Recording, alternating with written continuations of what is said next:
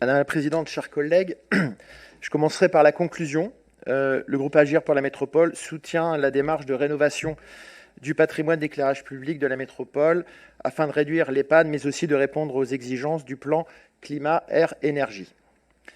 Cette courte intervention a pour objectif de vous soumettre la question suivante, chers collègues. Comment concilier nécessité environnementale, économie budgétaire, vous en avez parlé, sécurité et ville ou métropole inclusive?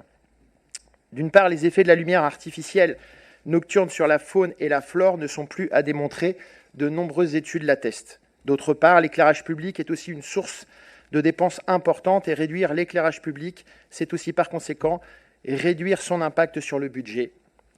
Et les réductions des coûts par maîtrise de l'éclairage public, c'est un sujet d'actualité dans les mairies. Il suffit d'une simple recherche sur Internet pour crouler sous les témoignages de villes qui sont dans cette démarche, toutes tendances politiques confondues d'ailleurs. Cependant, deux autres composantes s'imposent à nous, la ville inclusive et la sécurité.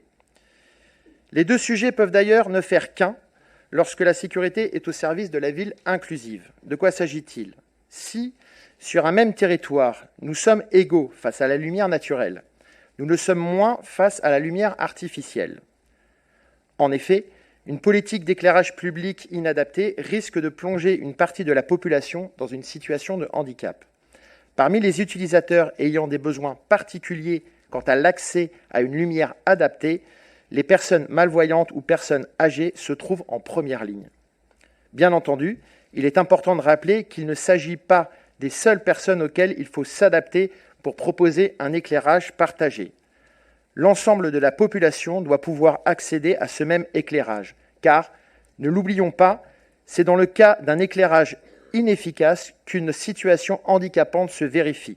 Dès lors, chacun peut donc être considéré comme malvoyant potentiel, car selon le corps ophtalmologique, quand une lumière faiblit, l'acuité visuelle diminue de 1 à 3 dixièmes et le champ visuel se rétrécit.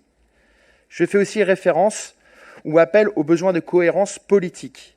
La politique actuelle de la majorité métropolitaine en matière de mobilité promeut, pour ne pas dire oblige, les mobilités dites douces comme le vélo ou la marche à pied.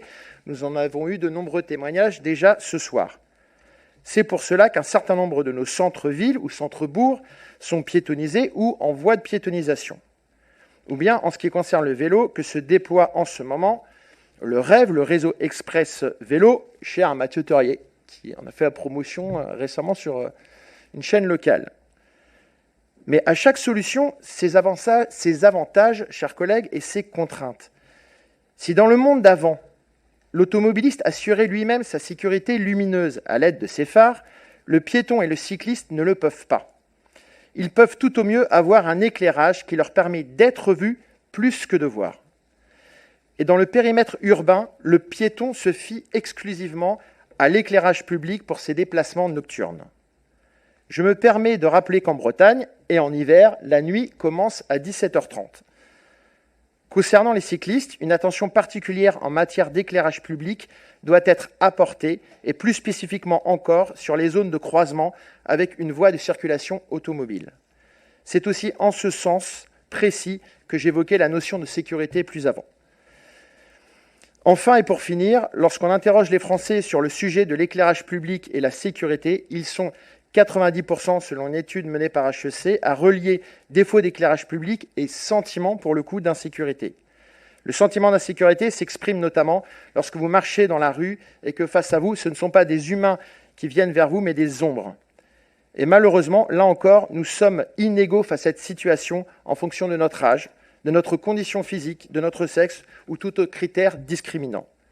Au vu de cette courte explication, la question posée en préambule s'entend certainement mieux. Comment concilier nécessité environnementale, économie budgétaire, sécurité et ville inclusive? Je vous remercie.